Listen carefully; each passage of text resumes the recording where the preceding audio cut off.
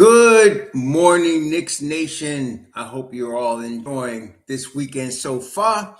So far, so good. If you're a Knicks fan, because they had a real nice evening on Friday night. I just want to also say before I get started, something's wrong with this screen, man. Like I can't see nobody in the chat. I can't see nobody. I done looked at all my settings, and I don't know what the heck is going on with the chat. I don't know why I can't see nobody in the chat. I can't see no comments, nothing. So I don't know what is going on, y'all. I just know y'all can see me, but I can't see you. This is a blank screen to my right. So if you would excuse me on that, I just wanted to get on before I leave to go to the beautiful nation of Colombia and Medellin, Colombia. I'm going to be catching the Uber in about 2 hours. So I figure I spend an hour or so with y'all before I go. But this is like messing me up because it's been on my other channel too, just messing up like that. I don't know what's going on. But anyway, I hope you're enjoying your weekend. I hope everybody's safe and healthy, that your family is safe and healthy, and that the needs of you and your family in terms of food, shelter, clothing, as well as health are being met today. Blessings upon those that work in the area of health with first responders, always trying to save lives on every day, the whole year.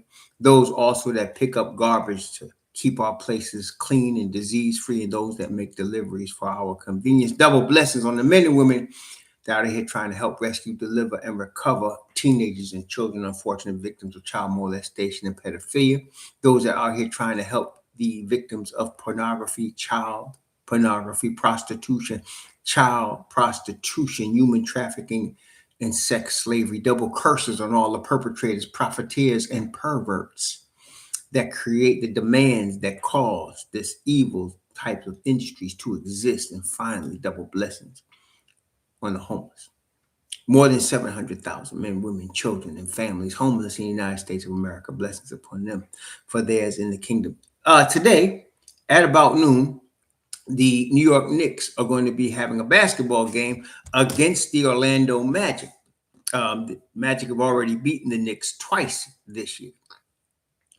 This game, though, is going to be a little more difficult in the sense that the previous two games, the first time Paolo Banchero went out in the first quarter with an injury, and the second time Paolo Banchero didn't play at all. And what was beating the Knicks in both of those games was the Magic bench. It was Anthony Black, Tristan de Silva, Goga Bitadze. They were killing the Knicks off their bench. Jonathan Isaac. And so that depth was really a problem for New York. Let me see, I gotta look back, but I'm wondering if I don't think that first game that the Knicks lost to them, I don't think they had Deuce and Hart in the starting lineup. I believe it was OG was in the starting lineup. Let me just check that, make sure I'm telling you the truth. Looking back, that game was November 12th. They lost that game big, 124-107. That was the first one. Let me just see who was the starting five in that one. Let me see here. I know in that game, Brunson decided to try to take on the whole team, and that was a bad move. As we know, yeah, OG, it was the starting five with Mitchell Robinson in there. And yeah, and Brunson in that game took 23 shots. Cat only took 15. Nobody really had a lot of opportunities to shoot the ball except Brunson. Josh Hart did take 10 shots. He was coming off the bench. Deuce took 3. It wasn't a very well-played game in that, as we saw, Brunson decided to try to take on, he tried to make it personal between him and Jalen Suggs, and that's what cost us that game. The second time, they lost 133-121, and in that game, I'm taking a look here, Brunson in that particular game, he shot 21 times, McCall shot 11, Cat had 14. Still, the shot distribution was not good. Clarkson shot 10 times. Hart shot 9. Yeah, that the shot distribution. In fact, Deuce did not play in that game. Shamet started, and he only played 3 minutes. He got hurt in that game. That was the game Shamet got hurt, the Orlando game. So we had two situations in those 2 games. First time, bad strategy. Second time, injuries. So this time, you're going to have Paolo Banchero and Franz Wagner, the 2 big guns for Magic playing, along with Jalen Suggs and the rest of the crew, Carter, the rest of the crew. So they're going to be in full strength. But the Knicks are going to have OG, but instead of starting with Mitchell Robinson, they're going to start with Karl-Anthony Towns and Josh Hart. So it's going to be basically the starting 5 for most of last year with Tibbs, same starting 5. But the difference for us is that because now you have Deuce coming back to the bench unit is going to produce more points, and they're going to be dynamic. Now, there's more depth on the Orlando team. They got more depth than the Knicks as far as the amount of players. They have, as I mentioned, the starting 5 that they have was Banchero, Wagner, Bain, Suggs, Wendell Carter. That's tough. And then Bitadze, De Silva, Black, Tyus Jones, and Jonathan Isaac, Jet Howard. They got a nice bench. So you're talking about 1, 2, 3, 4, 5, and a possible with Jet Howard, 6 guys on their bench that they could play and can play. The Knicks, on the other hand, I looked at the last game against Utah. Now, that was a blowout. That game was over early. So I really was looking at not guys that played 10 minutes. I was looking at guys that played 15 minutes. Like, if you played 15 minutes in that game, you were really getting the rotation minutes, because that particular game, as you know, everybody played in that game. Everybody played in that game against Utah. So everybody got at least 10 minutes. I think the guy with the least minutes was Yabusele. He only played like 9.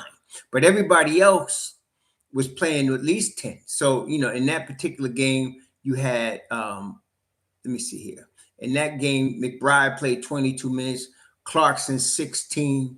Yabusele, McBride played 22 minutes. Clarkson played 31. Ariel Huporti played 12. Mitch Robb played 16. Diawara played 12. Kolick played 14. And Yabusele, in a blowout, only played 9 minutes. It looks to me that I don't think, on a side note, I don't think Coach Brown is too excited about Guershon Yabusele. He's not. But he gave him 9 minutes in that game. It's going to be interesting to see how it works out. But really, I was looking at who played more than 15 minutes. Now, that was Deuce, Clarkson, and Mitch Robb. And that pretty much, I think, is going to be the depth of the bench. You have today, because Josh Hart is starting, Tyler Kolick is going to get less minutes than he might have gotten when Deuce was starting. Ariel Huporti and Diawara at this point are still question marks, because you just don't know. I always thought, and I still do, that Diawara would be very valuable on the defensive end of the floor, even at age 20. And of course, I did like Huporti. He proved himself to me last year as a defensive anchor. So I thought they would get more minutes, but Brown is very spotty with those 2 guys. Very spotty. So I don't know what he's going to do.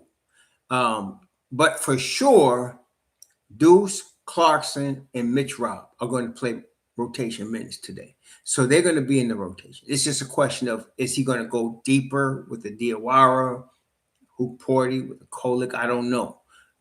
But them other 3 are going to definitely play heavier minutes today. He's going to get Deuce at least 25 minutes today. It was a blowout. That's why Deuce only played 22 minutes. By the third quarter, that game was over.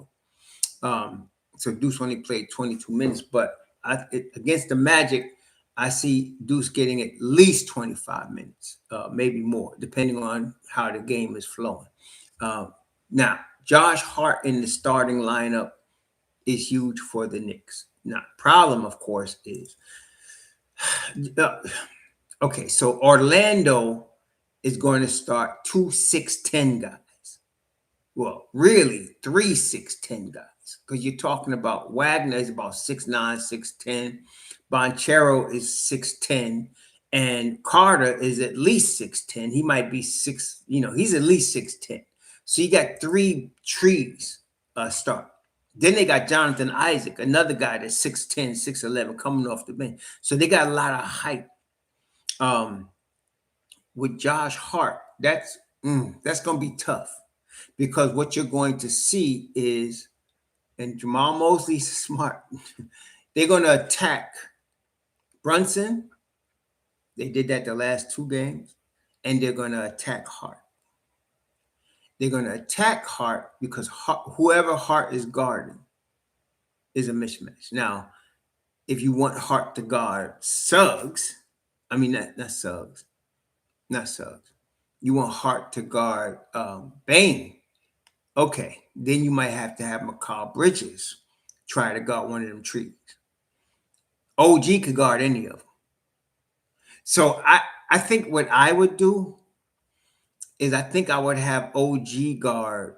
Oh, see, OG could guard any of those 3 guys. And I mean, as good as the league is, OG can lock up any of those 3 guys. He really can. He's that good on defense. I saw the impact from the first possession against Utah.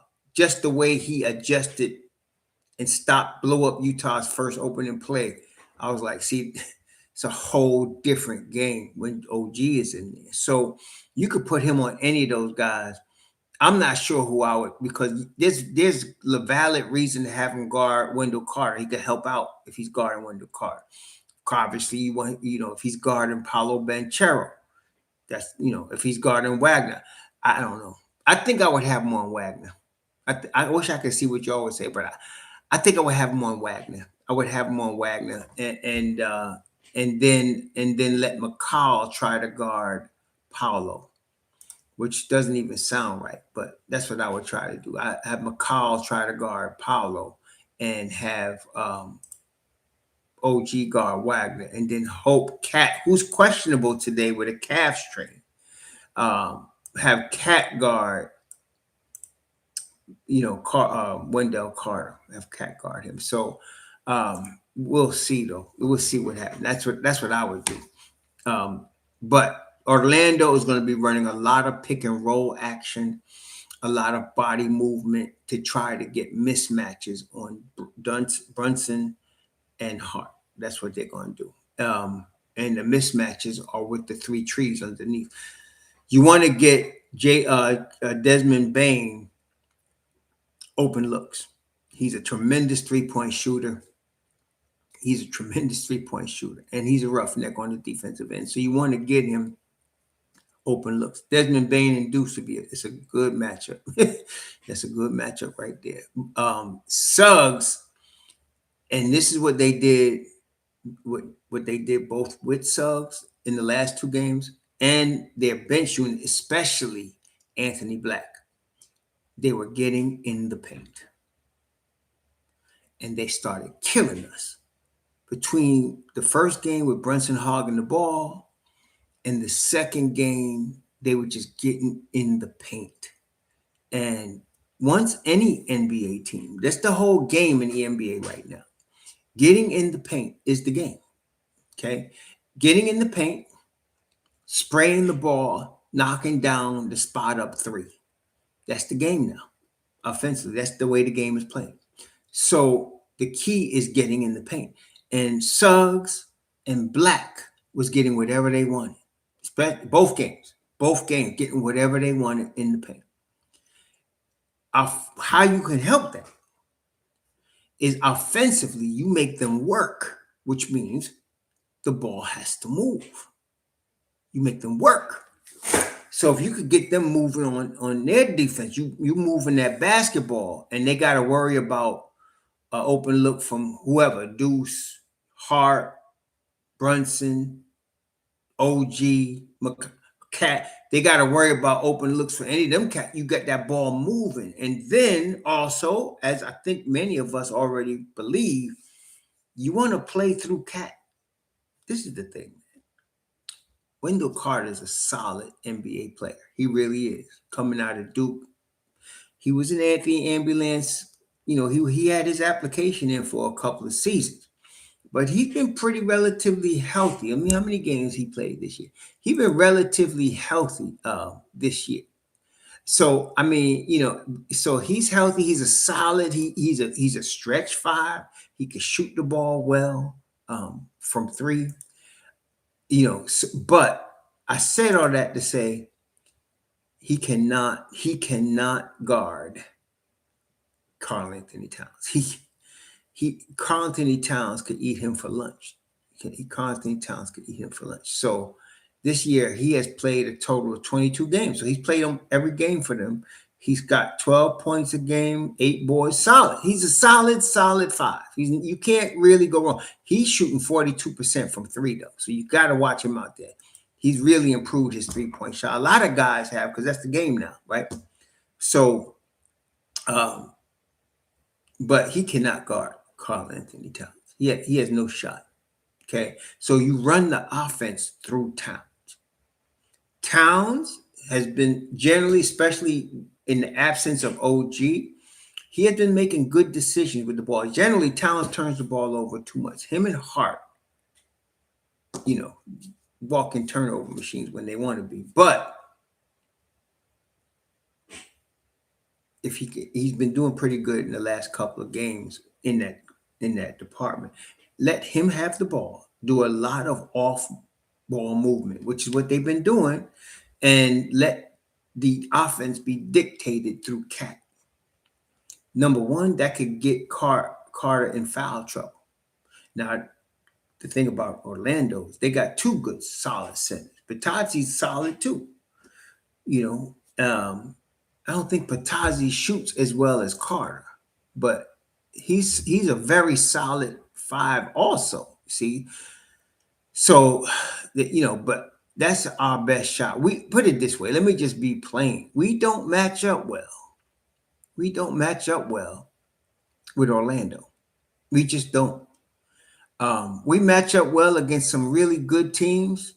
You know, people always, I heard some fool whining about who we beat that's above 500. Man, get out of here with that. But they match up. The Knicks match up well against most teams. They do not match up well against Orlando. Orlando they hit all our weaknesses, man. That damn Carter can shoot. All of them can shoot. And then they got depth on their bench. We don't match up well with them. So if we got a chance to beat these guys, I guess what I'm saying, this is not going to be no easy win. We ain't blowing these cats out. No, that ain't happening today. So what we need to do, work through Cat. Let Cat should have the most attempts today. He should have the most shots today. He really should. He should have the most shots. And then Brunson. What we've noticed in the last couple of games, Deuce has obviously found his rhythm. I don't understand the all of a sudden Deuce can shoot narrative. I guess people haven't been following him as closely as I have. But Deuce could shoot from when he was at West Virginia. And then if y'all remember, G League Deuce was averaging like 30, and he was shooting a lot of threes, man.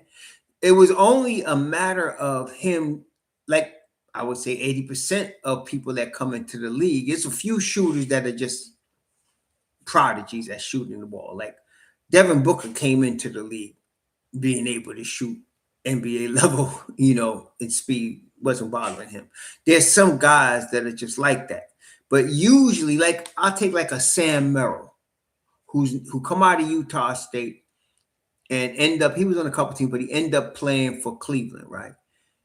He was a shooter at Utah State.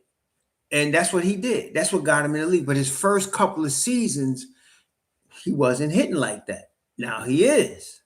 Because it takes about 80% of the players in the league, there's a period of time that they got to get used to the speed of the NBA game. You got less time to catch, less time to shoot than you do in college. Okay. And that little less time, I like to bring up some, because that boy that come out of Utah or BYU, I forgot his name, but he's a prime example. You can be a great shooter in college and not be able to shoot in the league. And it's not like you're a poor shooter. It's the speed of the game that messes people up. So everybody has to get a little adjustment period. Of course, in New York, no fan gives anybody a chance to adjust to anything because everybody starts tripping. Because I remember when Deuce first came, he's a great defender, or he's just okay defender. He's not a great shooter. And I was like, y'all don't know what you're talking about. It's just a matter of time. And with Deuce, it was two things. It was that, getting used to the NBA speed, which I was very confident he's going to be able to do. And then the second thing was, with Tibbs, he wasn't getting consistent minutes. That was also a problem. NBA players need to know when they're going to play and how many minutes they're going to play. Once you establish that with them, they get used to that and they can, flow off of that. You can't play them situationally and expect them to come in and start shooting the lights out. That's what Tibbs was doing. Okay. Eventually, he started trusting Deuce more. And I think by Deuce's third season, you started seeing a little more. But even then, people like Brunson were looking him off. They weren't really, looking for him. And Deuce wasn't pushing it. He wasn't trying to be aggressive either. Now, Deuce is getting consistent 20-plus minutes, right? He's getting consistent 20-plus minutes a game.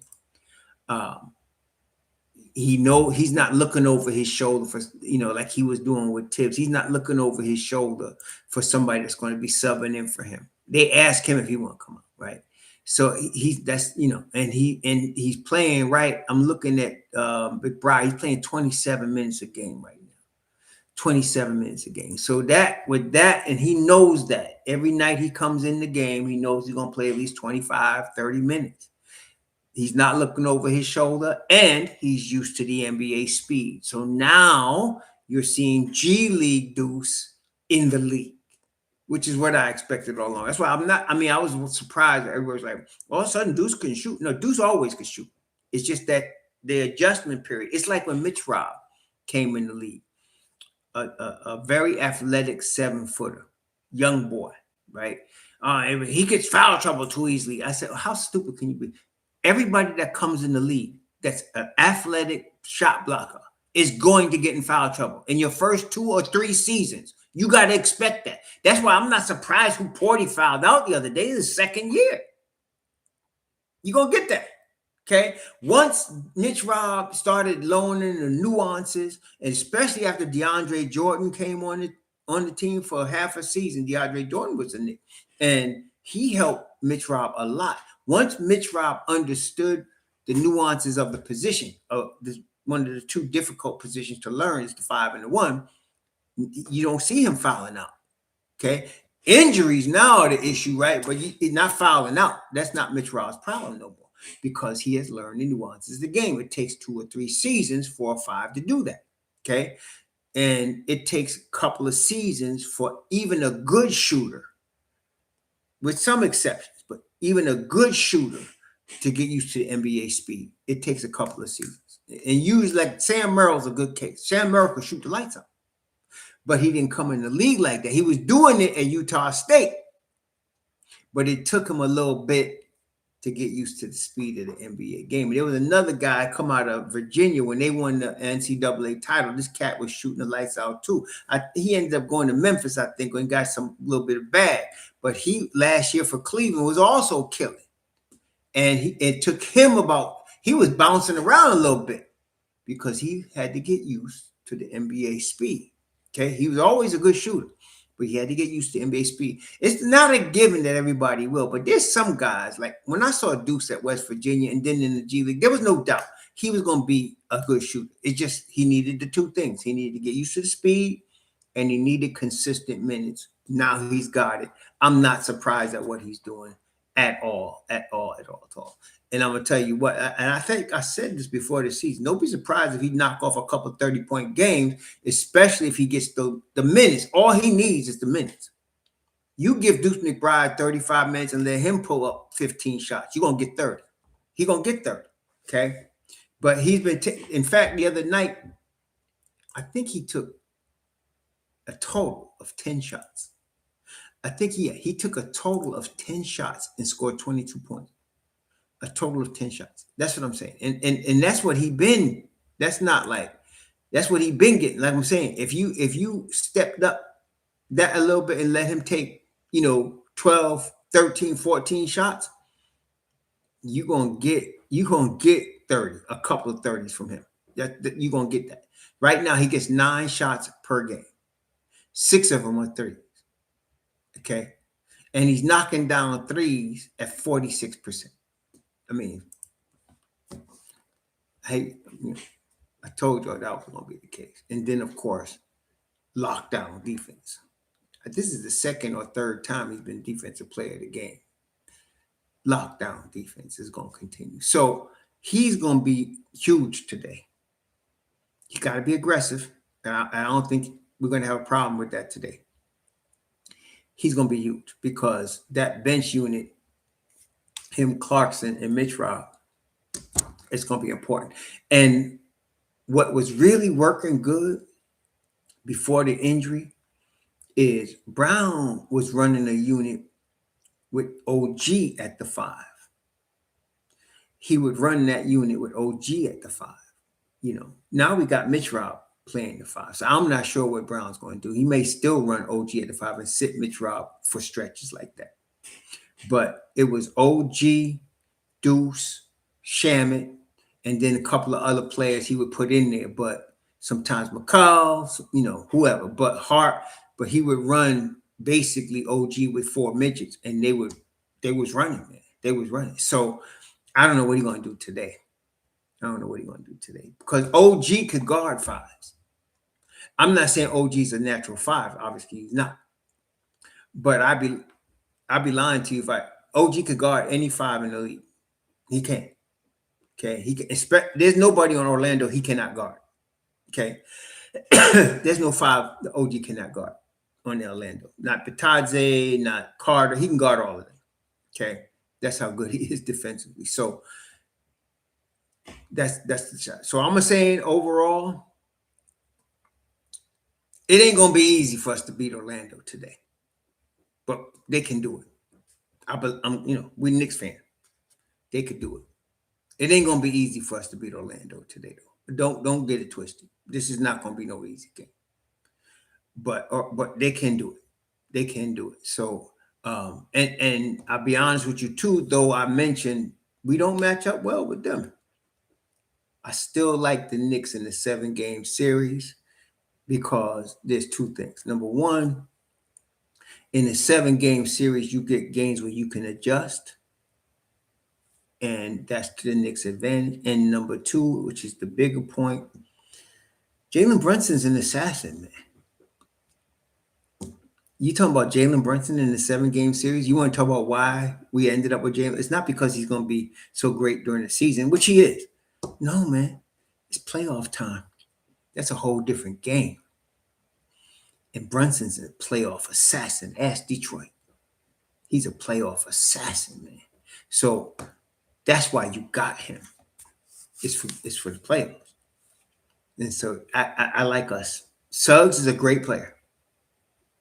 Obviously, I love Desmond Bain. He's also an assassin. But I got to be honest. Them cats are real good. But neither of them are Jalen Brunson in the 4th quarter. That's what I'm saying. They real good. But they ain't JB in the 4th quarter, y'all. And let me also say this. This year, see, you're now watching the coming out party. If you didn't catch it that last season where the Knicks were second in the East, you're watching the coming out party of Deuce McBride. But you ain't seen the playoff coming out party. And you're going to. Let me also say, Told y'all. All of this narrative about Shamet Bailey made the team and he was the last player, BS. Shamet was going to be on this team. That was no doubt. As I always say, the only question was it going to be Shamet and Brogdon or just Shamet? That's what I wanted to know. Or Shamet and somebody else, Shamet and the other guy. The other guy they cut, Garrett. It was going to be Shamet. It's just Shamet with who? All the other talk was just talk. And why do I say that? Shamet is also an assassin. He's an assassin on the DL. He's low-key assassin. Come playoff time, that's going to be shown too.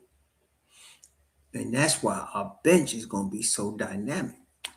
And you add Shamet to Deuce, Mitch Rob, Josh Hart. Well, Josh Hart started. Deuce, Mitch Rob, and Clarkson. I'm telling y'all, we got something. So right now we don't have Shamet. Okay. They estimated his return date. I saw the estimated date of December 24th, which is way earlier than I anticipated. They had him returning an estimated return date of December 24th. I think it was NBA.com. I'm not expecting him back until Martin Luther King. If he can come back before that, great. I'm not rushing Shamet back. We need him for this stretch run. He's very important. So, yeah, today we don't have him. It's going to be a grinded out day. Brunson has got to play smart team basketball today. He's got to. He cannot be trying to take on Jalen Suggs and think he's going to win the game. It already done proven they done beat our ass twice. So he need to calm down and move that basketball. You know, the Knicks need to have at least 28 assists today. 30 would be better. Okay? And they cannot be turning the ball over. Cat has got to have the ball in his hands. Today, I'd like to see Cat take most of the shots. If Cat can get 20 shots today, that's a good thing. That's a good thing. Not too many threes. But if he can get 20 looks today, the ball's got to be in his hands. It's got to be in his hands today. You got to play Deuce more than 25 minutes. That defense and that open jump shot, we need that, right? And then McCall's got to have McCall has been playing fantastic. You know, all the people whining about him last year look like dumbasses like they was last year. McCall is doing what I thought he was going to do. But sometimes he can start off a game mentally not in it yet. Take him like a while. One time, Brown didn't understand that, and Brown sat him in the fourth quarter. You don't want to sit McCall in the fourth quarter, see? But I can understand why Brown did it because it seemed like McCall's head was up in his behind the whole game. Sometimes McCall just needs time to wake up. If he comes out the gate awake, we good. But if the road runners start acting ill and he'll lose his man and he'll be getting beaten, you'd be like, what the hell's wrong with McCall? Throwing dumbass pass. And against Utah, he threw a pass that, you know, if a guy in junior high school threw that pass, the coach would sit him. I'll be like, what are you doing, man? He has to come out ready to play. And it was him that Jalen Brunson was addressing last year. I think it was last year. He came out starting off slow, acting like he was high or something. I'm not saying he was high. I'm saying he was playing like that. And Jalen Brunson, after the game, said, if the tip-off's at 7 o'clock, you should be ready to play at 7 o'clock, not 7:30. Because what happened in that particular game is he woke up in the second half. The Knicks was in the deficit, I recall. I forgot what team it was. And then all of a sudden he woke up and started the road running the floor, hitting threes, running, you know, getting layups and all that. Jalen Brunson said, if the game starts at 7, be ready to play at 7, not 7:30. We need that from McCall today. The game starts at noon. Matinees are bad on NBA. You know NBA players don't like matinees. They don't. Number one, they're used to 7 o'clock in the East Coast. Not in California, but in the East Coast. They're used to 7 o'clock. So their whole body clock is geared to start a game at 7 o'clock. You starting the game at noon. Some of them dudes just getting up at noon. Like Josh Hart. He probably rolling out of bed for his wife and kids at noon. You know, but so they got to be ready earlier. This is the thing, and I'm glad, by the way, this year usually on MLK Day they usually play a matinee that day. Usually at MLK Day the game is early, like 12, 1, something like that. This year, the MLK game is going to be like 5 o'clock, and I was like, "Whoa, that's pretty cool, right?" I mean, it's going to be like 5 o'clock. I was like, "Okay, that's good." Then and the Knicks generally play well on MLK Day. They do. So this year, MLK Day is January. I want to say it's January. Matter of fact, yes, January 19th against Dallas is at 5 o'clock. Yeah, 5 o'clock. So that's good. But the noonday games, I always dreaded them myself because they always come out slow. Now, this is going to be an interesting test because we've been seeing Mike Brown have them cats balling in the first quarter. Not just Utah. We've been seeing that. They've been balling in the first quarter. They usually let their foot off the gas in the second quarter. Okay? They've done that a lot. But we're going to see how they come out today. They got to come out ready. Noon is the tip. Be ready to play at noon, y'all. Important. So we're going to see. This is I don't like this game, as you could probably tell. I don't like it. We got to beat them because we got to go through everybody in the East if we want to take the East, right? So we got to beat them. But they got our number. I ain't going to front with y'all. They got our number. I don't like it. I don't like it at all. I'm getting that feeling that Sonny Corleone got when he went into that toll booth that day. Sonny Corleone rolled up in the toll booth and he saw a car in front of him, behind him, and it was not going to be a good day. That's how I feel about this game. I don't like it at all. But we got to root for our boys, right? We got to root for our boys. So we got to take care of business. It ain't going to be easy. They're going to attack Brunson, then they're going to attack Hart. We know this. Can't panic, though. Can't panic. Put it this way. I don't think Paolo or Franz or even Bain are going to drop 40 on Hart's head today. They're going to make him look bad a couple of times. That's true. But overall, if we keep our heads, I think we got a chance. And I like the fact that Mitch Rob is coming off the bench. So he might play with Cat and he might not. I hope he actually doesn't. I hope it's Mitch Rob and 4 defensive players. Give me Mitch Rob, Deuce. Clarkson's not a defensive player, but Mitch Rob, Deuce, Clarkson, OG, McCall.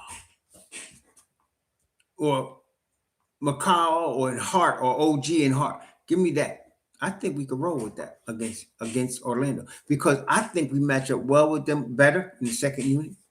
I'm a little concerned with that first unit, man. I ain't going to front. I'm concerned with the first unit.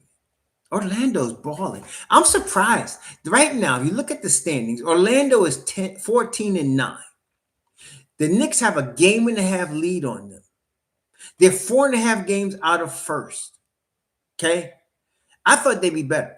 And it's still early. This is only the 24th game for them. And this is the 23rd game for the Knicks. So it's still early. Okay. But I thought they'd be better. But I think they're going to come on strong at the end. They're going to be there. Detroit's going to be there. The Knicks, Orlando. I think we've been saying that. I am surprised at Boston. Boston is hanging tough.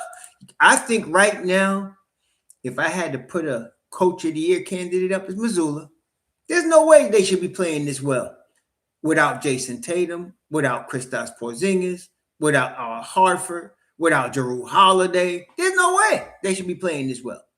I would be looking at Missoula as my coach of the year right now. I would, because and Jaylen Brown's got to be up for something because he's carrying them, man. Now, right now, the Boston Celtics have the best defense in the Eastern Conference in terms of opponents' points per game. They only give up 111, and that's the best. The Knicks are up there too, but Boston is better. Now, I think we have played Boston twice this year. And all the people saying who you beat that was over 500, some dumbasses. Because the Knicks have beaten Boston in Boston. No, wait, they beat them the first time in New York. I know we played them more than once. We lost at Boston. So we 1-1. And we 1-1 with Boston? Yeah, we 1-1 with Boston. Yep. They beat them 105-95, held them under 100 points, and then we lost 123-117. And you know we're going to have to play them again. We got to play Boston again at some point. Yep, you're going to play them again on February 8th, 12:30 on ABC. So, but I ain't worried about Boston long term. But I gotta give credit where it's due. Shoot, daggone Mazzulla's doing a hell of a job. Gotta admit, he's doing a hell of a job. Okay, there's no way I expected Boston to be under the top 6. Maybe trying to vie for a playoff or play-in spot. They are balling. They balling right now. So, and Philly surprised me too, though I still ain't worried about Philly, but quiet is kept. Embiid is not playing the lead role in Philly. It's Maxey, and Maxey is that dude. Embiid is not playing the lead role in Philly. He's not. They're not dependent on him. He's only played 8 games this season. Out of 22 games, he's played 8, and they're dependent on Maxey, Grimy, Edgecombe, the Rook.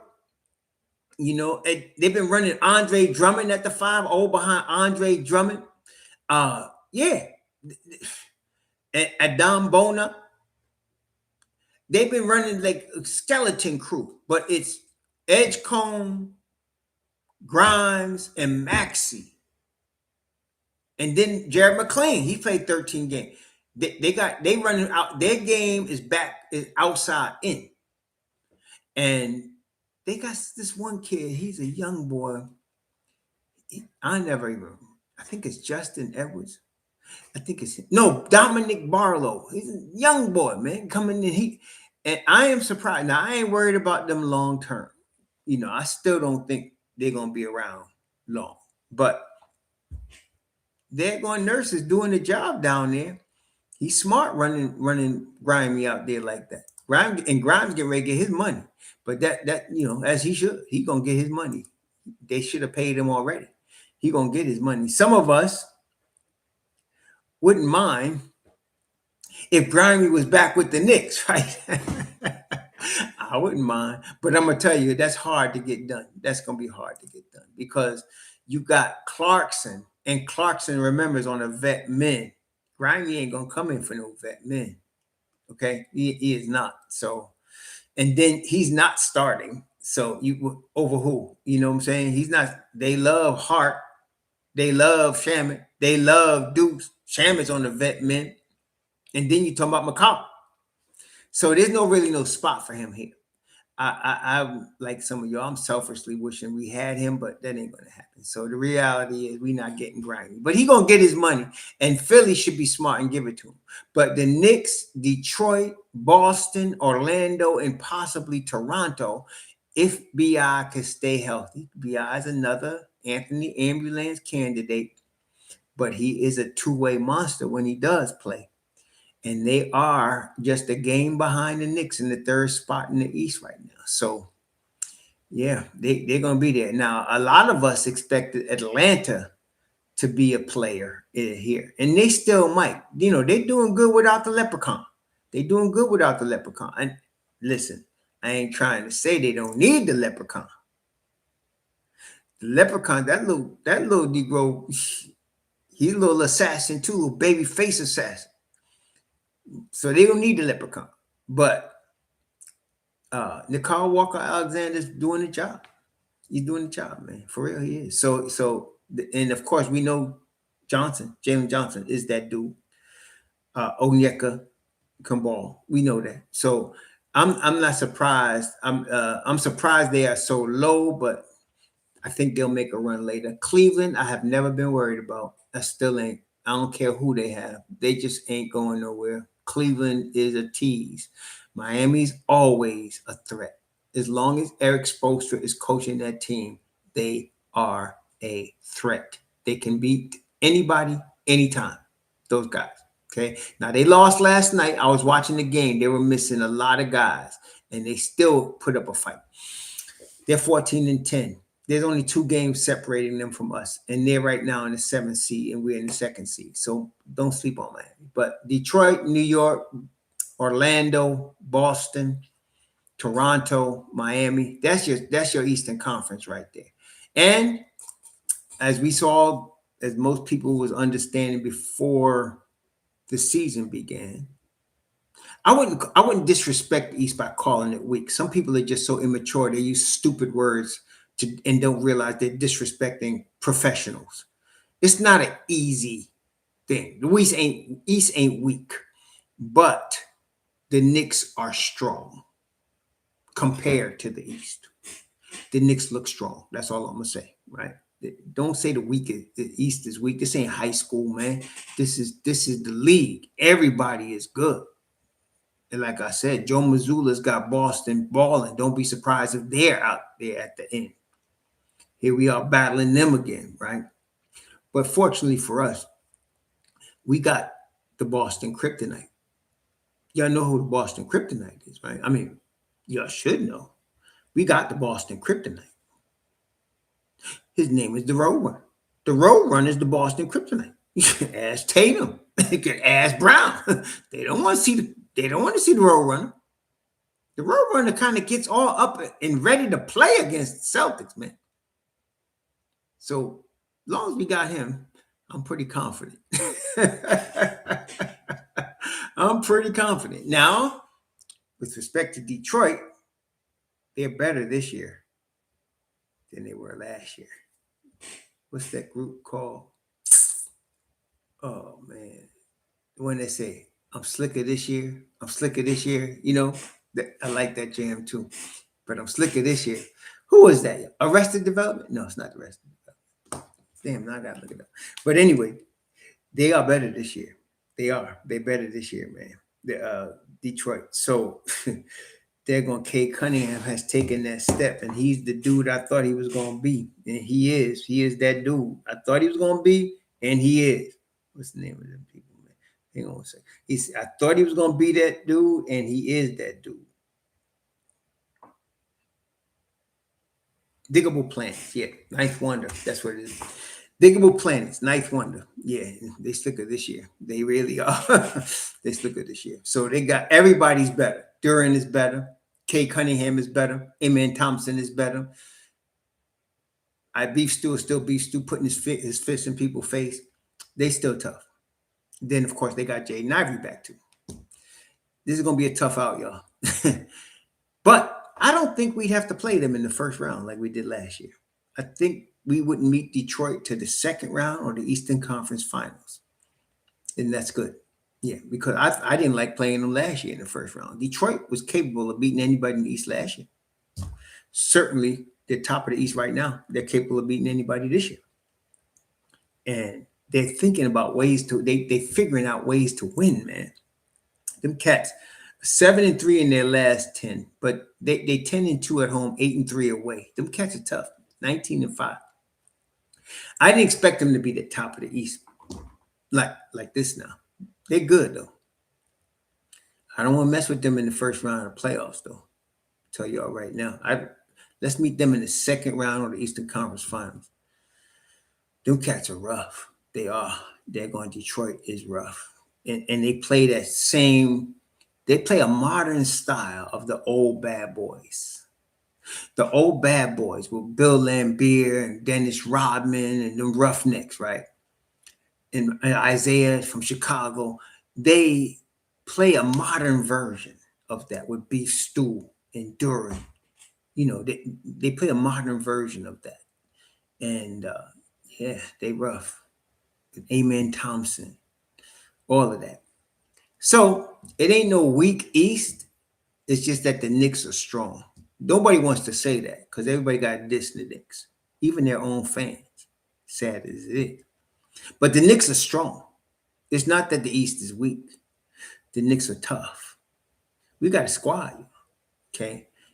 And we're gonna be somebody. They don't have to reckon with us. Everybody, when it come up East, you got to reckon with the Knicks.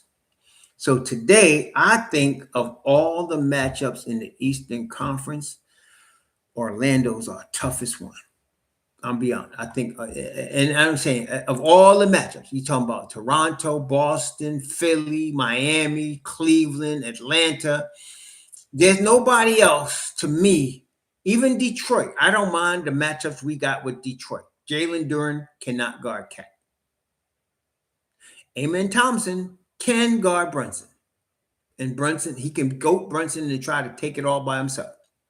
But the Knicks, to me, got the better depth, the better squad than Detroit. Detroit's got a nice squad, though. Jaden Ivory, Karis LeVert, Devontae Green, Ron Holly, Isaiah Stewart, tremendous bench. But I'll take my bench against them any day of the week and twice on Sunday. I like our bench, baby. Especially when Shamet get back. Don't let Shamet come back, because then we be rough, man. So I'm not worried about them. And listen, I ain't completely giving up on Yabusele yet. Yabusele just needs to, I don't know, he just needs to get in the flow, man. I like having him as a roughneck on the bench. You know what I mean? Like, you like to have a roughneck like that on the bench. So he just needs to get in the flow. We got time.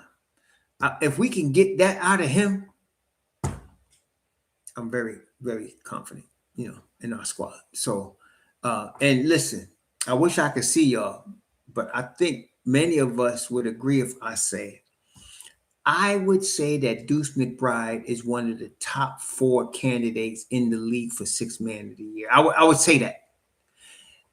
There's a 1 year quickly when he was a Knick, was right there for 6th man of the year, and they didn't give it to him. One of the things they said is he started too many games. I don't know if you remember that. They said he started too many games versus, I think it was Pritchard got it or somebody else got it, and that person played more games off the bench than Quickly did. And that's going to be the only problem Deuce might have. If Deuce keeps being aggressive, which I think he's going to, because I think Brown, unlike Tibbs, I think Brown is actually pushing Deuce to be aggressive. I think Deuce is a top 4 candidate for 6th man of the year. I have to say, especially if the Knicks finish 1 or 2 in the East. Yeah, he's got to be considered top 4 candidate for 6th man of the year. Now, in the West, you got some competition, right? But I'm favorable to our boy Deuce. So, look, y'all, we got a squad, man. We got a squad. It's just going to be a matter of time. Like I said, a couple of our loose ends, like Yabusele. If he can come correct, I'm not looking for him to get 20 a game. I'm just looking for him to knock somebody on their ass and get a rebound. You know what I'm saying? And be aggressive. Be afraid. I want somebody to be afraid when they see Yabusele. I mean, he looks intimidating, man. I mean, dude, weigh 260, whatever. He look like he can bend somebody into a pretzel. He's not quite built like a Juju, brick doo-doo house, or like OG, but he is a grown-ass man, right? He is a grown-ass man. So I want him to play like that. That's all. Play like you a grown-ass man. Knock somebody on their ass and let's see what we could do, man. You want him to be that bully, like Cat. See, people be talking about Cat needs to be more aggressive. Cat don't need to be more aggressive. Cat's a bully. And that's what you want. You want somebody that's, I got Alex Sarmi. Let me back him down and then flush it in his face. That's what you want. That's Cat. See? Then Cat will get upset like he did against Boston and his head get out the game and all of a sudden he's trying to trick people. You don't want that. See? Cat needs to be the bully. I'd like to see him bully Wendell Carter today. Now, Wendell Carter's a grown-ass man too now. But he ain't Cat. So let's see what happens, man. This is going to be interesting. I want to see what happens. I got my problems with Cat on defensive end sometimes. I tell you, I do. I mean, some of us do, right? But I ain't got no problem with Cat with the ball in his hand. Like zero. It's like, come on, like, who guards him? Who's going to guard him? You better gang guard him. We're going to kill you. And if the Knicks are cutting without the ball, Mr. Brunson, you will get some open looks and some passes from Cat. You know, the Knicks run some nice back doors sometimes.